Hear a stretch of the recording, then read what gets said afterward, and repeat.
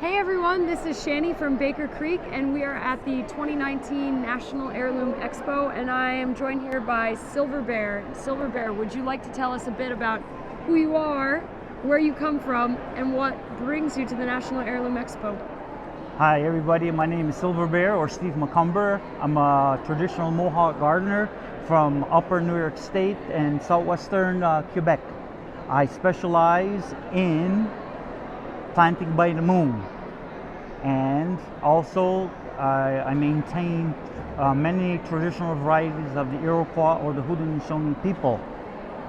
So Steve, folks can learn a bit about planting by the moon, doing their own research perhaps, or also maybe with Steve's gardening tips? Yes, I was always interested in learning how to plant by the moon. The old people have always spoke while we plant by the moon, but some of that knowledge had faded away when you actually plant. What phase of the moon do you use to plant certain things, you know? So I first began by using Blue Moon of Kentucky, kept on shining. That didn't work so good. Then I went on to Ozzy Osbourne, Bark at the Moon.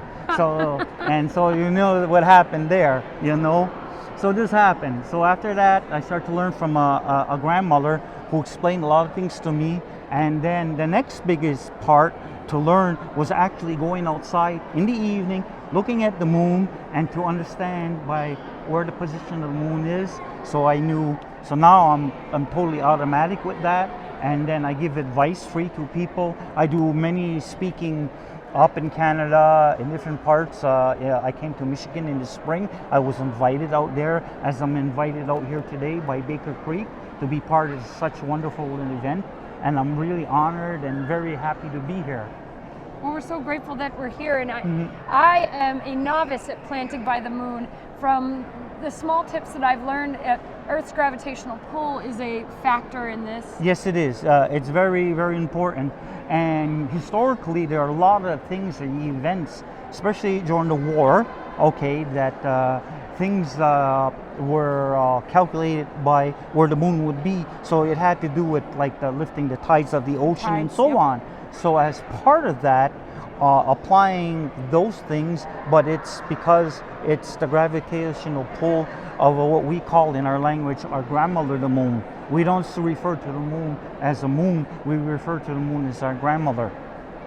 And so everything in our culture of the Haudenosaunee or the Iroquois people, it's related to the female. So our land is the mother of the earth. The main food crops is female, they're three sisters. Then the moon is our grandmother. So all of these things are what's part of the life progenitors. And so today, at 1 o'clock, tomorrow at 1 o'clock, when you speak, are you going to touch on these subjects? Yes, I will. I'll talk on all these subjects, and if we run out of things, we'll make it up. That's it.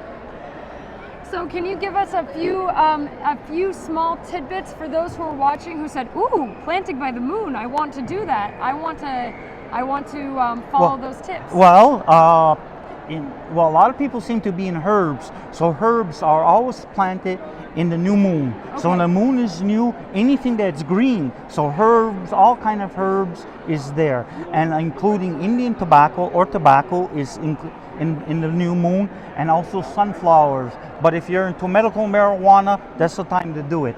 And this is a testimonial of Cheech and Chong. And for most part, I haven't done as much planting by the moon, although I intend to learn. But one thing that the tides have always determined for me, therefore the moons have always determined for me, is seaweed harvest from the beaches, because I add seaweed to my gardens at the beginning of the season to turn in to add to the soil and also as a mulch. Okay, so the best time to do any type of harvesting is in the full moon. All right, when the moon is full, is the harvesting part of the moon phase. Harvest moon. Yeah. And so the moon is made up of 4 phases: new moon, half moon coming up, full moon, and then half moon going down. In the part of the full moon going down is the time where you just use for hoeing the garden, incorporating your fertilizers and so on.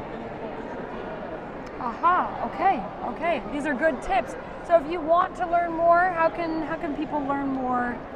Well, you can check me out on Steve's Garden Tips on Facebook. I like to use this vehicle because it's something that I believe in sharing with everybody.